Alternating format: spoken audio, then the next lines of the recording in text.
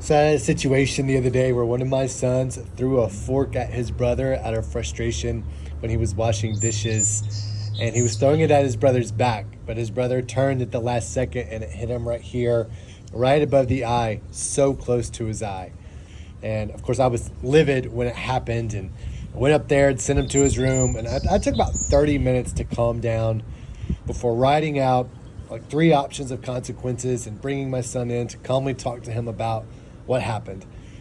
I said, son, I know what it's like to feel that surge of rage or frustration and then just to want to take the nearest thing that you have and throw it at somebody. I know what that feels like. We talked about impulse control and temperance, and he accepted his consequence, and it was great. But when he had to come to the reality of doing his consequence that night, he said, Dad, I don't know how this consequence is going to change my behavior. This is just going to make me angry and bitter. So I said, son, I can't control how you respond to the consequence. You can get angry and bitter if you choose to, but I'm not taking the consequence away no matter what. I hope you don't choose to respond that way. He goes, well, what if I do? What if I just want to be angry and get bitter about it? And he was trying to bait me. He was trying to bring me into a debate and challenge the consequences. He was now having to face it. So I didn't get mad. I just stopped for a second and said, well, there's two ways you can respond. It's that way, or you can accept that what you did was wrong. You know that you shouldn't have done that, and you can have remorse, and you can face your consequence with ownership and with dignity. But no matter what you choose, I'm going to love you, right? I'm going to be here. I'm still going to enjoy you. And I'm not going to get angry back. I'm not going to get bitter back.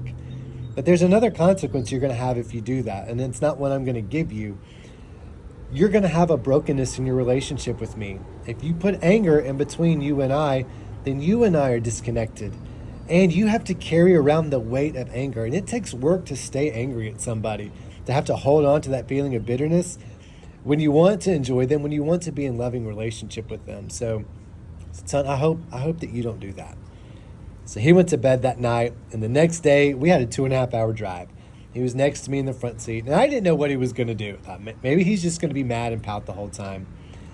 And he starts talking about how he's trying to grow into maturity and to accept ownership and responsibility over his actions and become a man, a lot of stuff that we've talked about.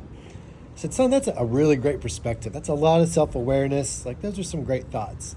And he looked at me and smiled, and he said, yeah, I can't take all the credit for it. I have a great dad who teaches me these things.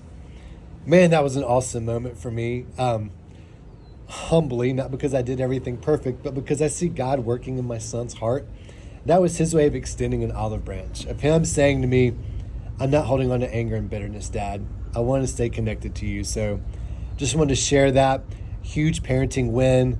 And I think a lot of it from me learning to not be angry and respond in anger, but to be calm, to connect to my son and invite him to be the best version of himself instead of judging him for being the worst version of himself. I still held a boundary and gave a consequence, but I did so in a way that showed him that I love him. That's it.